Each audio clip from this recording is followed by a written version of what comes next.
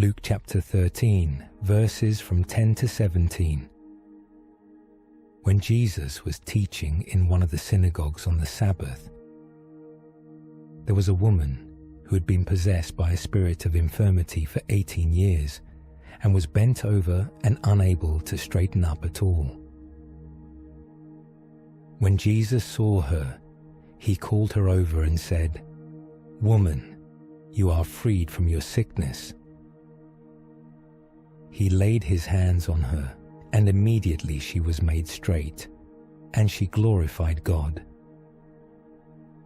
But the synagogue ruler, indignant because Jesus had healed on the Sabbath, said to the crowd, "There are 6 days on which work ought to be done. Come on those days and be healed, and not on the Sabbath day." The Lord answered him and said, "You hypocrites! Does not each of you on the Sabbath untie his ox or his donkey from the stall and lead it away to water it?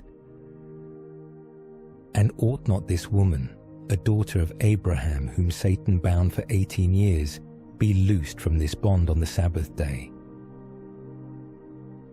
As he said these things, all his opponents were put to shame, and all the people rejoiced at all the glorious things that were being done by him.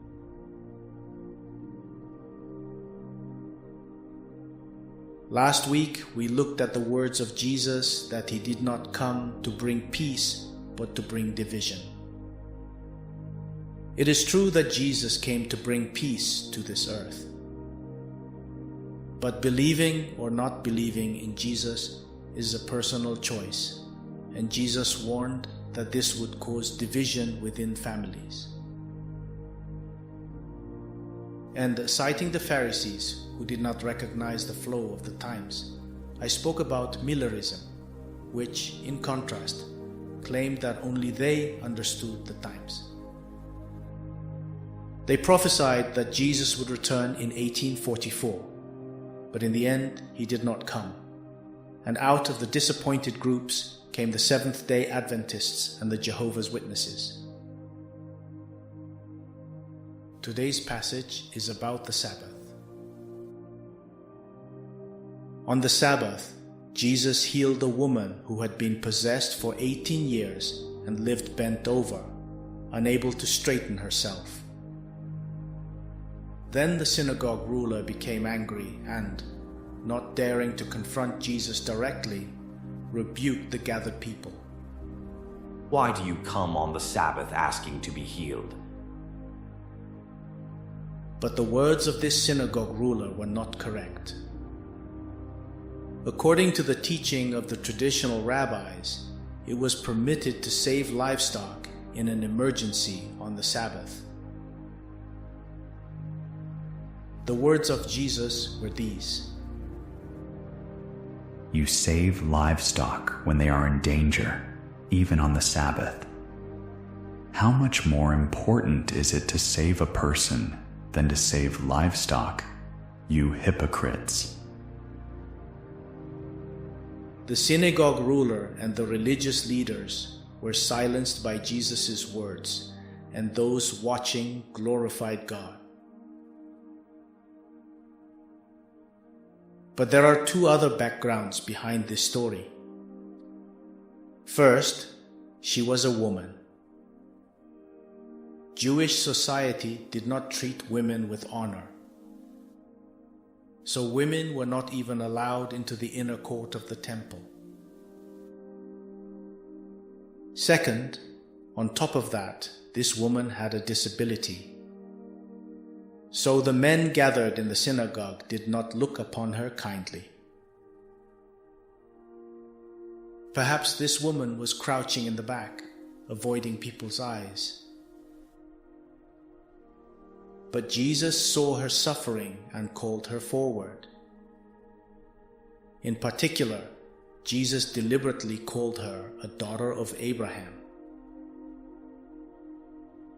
And by healing her, he destroyed in one blow these 2 wrong customs. So the religious leaders could not help but flare up. But even by the law, what Jesus did was not a medical procedure. He only spoke and laid his hands on her. According to rabbinic tradition, praying for the sick on the Sabbath was allowed. So, strictly speaking, the religious leaders had no grounds for accusation.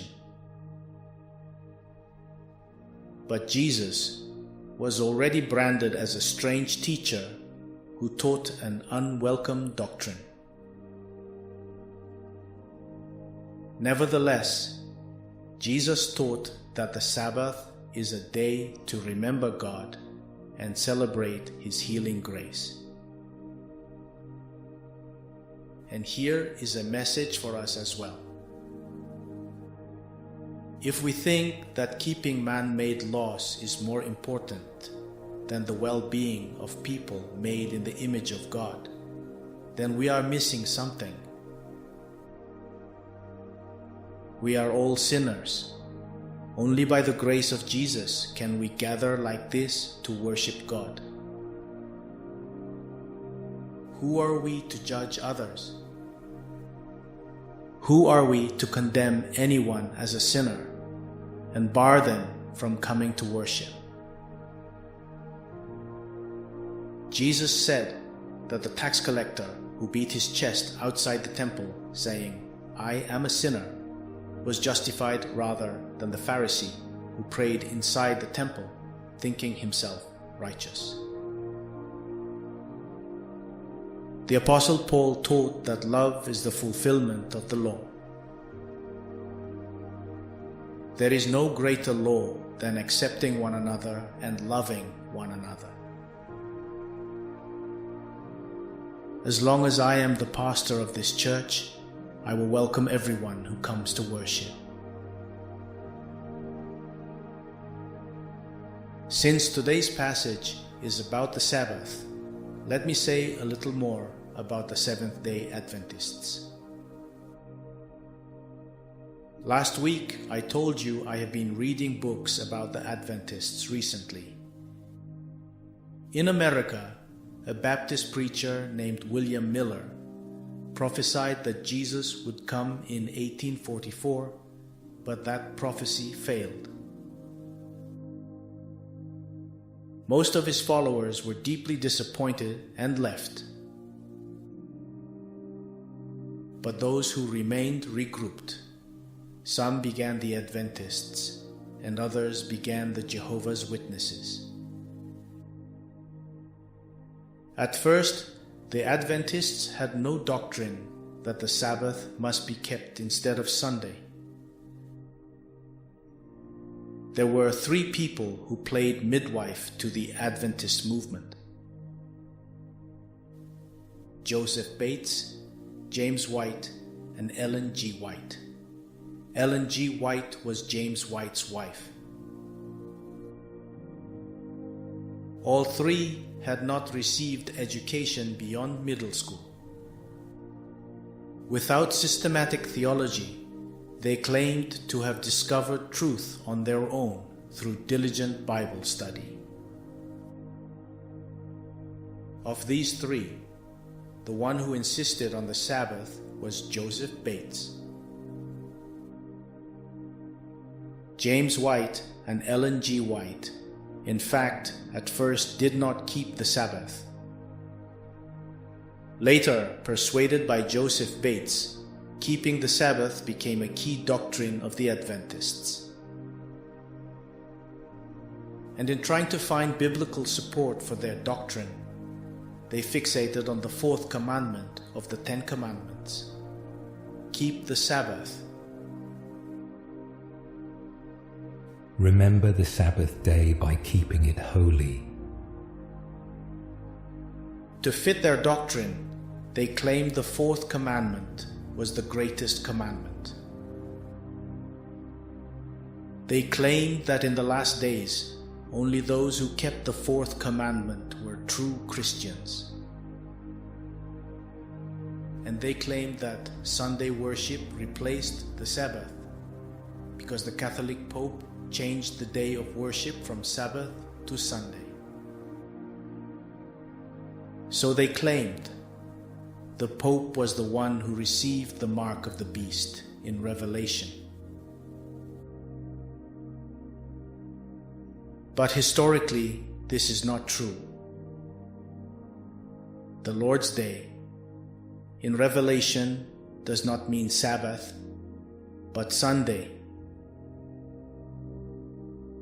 And as I said before, there is evidence in the Di Da Kai, a document written at the same time as, or shortly after, the New Testament, in the letters of Justin Martyr, written around 150, and in other later writings, that Sunday worship to commemorate the resurrection of Jesus was already being observed.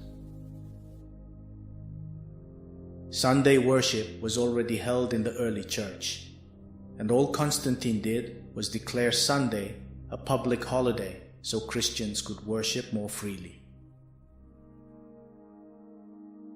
And when Constantine issued this decree in 321, the church in Rome, which later became today's Catholic Church, did not yet hold great influence over the whole of Christianity. Then in the 400s, as the Roman Empire gradually collapsed after losing wars, with no strong emperor left, the bishop of the Roman Church expanded his political influence and developed into the papacy. Therefore, when Sunday became a holiday in 321, there was no pope. Thus, the claim that the Pope changed the Sabbath into Sunday, the pagan day of the sun, is groundless. Of course, all this development happened in the early days of Adventism. Today's Adventists no longer claim that the Pope is the beast with the mark. Officially, they believe it is right to worship on the Sabbath, but they also acknowledge that other Protestants who worship on Sunday are God's church.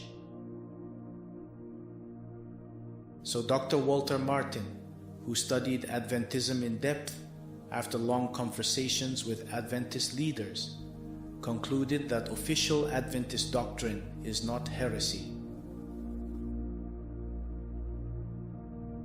Of course, their doctrine does not match general Protestantism 100%, but he explained that differences in other areas are not criteria for heresy. Of course, because of many extreme conservative publications in the way past, in Korea, people still view Adventism with suspicion. But we Baptists committed the same kind of mistake. The beginning of the Baptists was John Smith, who insisted that baptism must be immersion in water, not sprinkling on the head.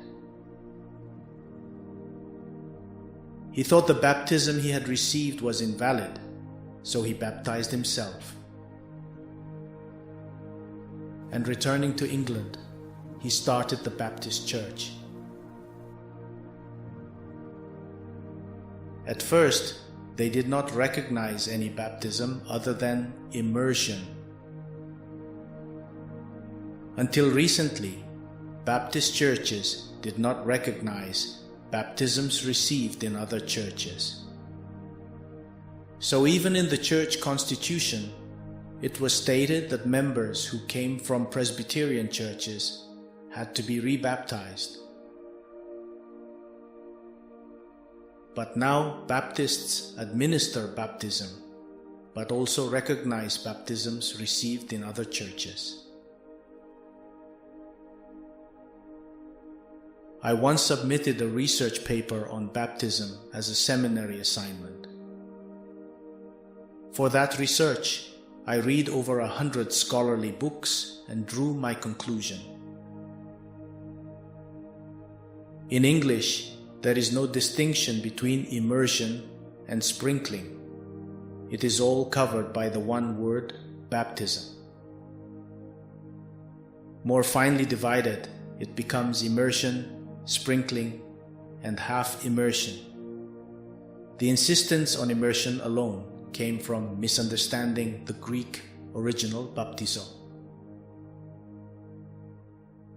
Baptizo does not mean only immersion, but also includes wading into a river up to the waist and pouring water on the head, or when deep water is not available, simply pouring water on the head, that is, sprinkling.